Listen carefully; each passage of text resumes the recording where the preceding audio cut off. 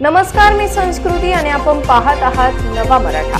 महाराष्ट्रातील अनेक भागात पाण्याची मोठी समस्या आहे। मागील अनेक वर्षापासून राज्यातील काही भागातील शेतकऱ्यांना पाण्याच्या समस्यांना सामोरे जावे लागत आहे।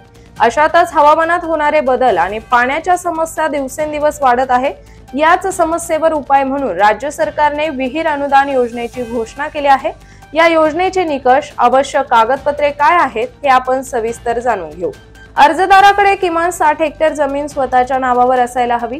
जर यावरून कमी क्षेत्र असेल तर त्या शेतकऱ्याचा अर्ज मंजूर होणार नाही। पण 2 अथवा 3 अर्जदारांची जमीन सलग असल्यास सामुदायिक विहिरीची मागणी केली तर ते सामुदायिकरित्या विहीर मिळण्यास पात्र असतील। या संदर्भात पाण्याचा वापर आणि पाण्याची हिस्सेवारी याबाबत संबंधित शेतकऱ्यांनी ₹100 स्टॅम्प पेपरवर करार करावा। शेतकऱ्याची जमीन विहिरीसाठी तांत्रिकदृष्ट्या पात्र असणे आवश्यक आहे। या संदर्भात शाखा अभियंता किंवा उपअभियंता यांनी भूजल सर्वेक्षण विकास यंत्रणेचे अधिकारी किंवा कर्मचारी यांच्यासोबत जागेची पाहणी करून त्यांचा अहवाल घेणे आवश्यक आहे। मात्र या योजनेचा लाभ घेण्यातही नेमकी कोणती कागदपत्रे आवश्यक आहेत हे आपण पाहूयात।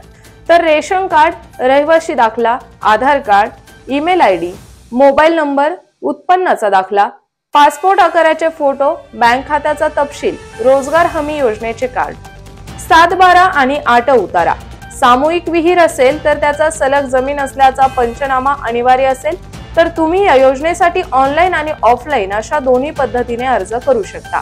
तसेच जवळच्या कृषी कार्यालयात जाऊन देखील अर्ज करू शकता। तसेच या संदर्भात अधिक माहितीसाठी जवळच्या कृषी कार्यालयात जाऊन अधिकाऱ्यांशी संपर्क करा।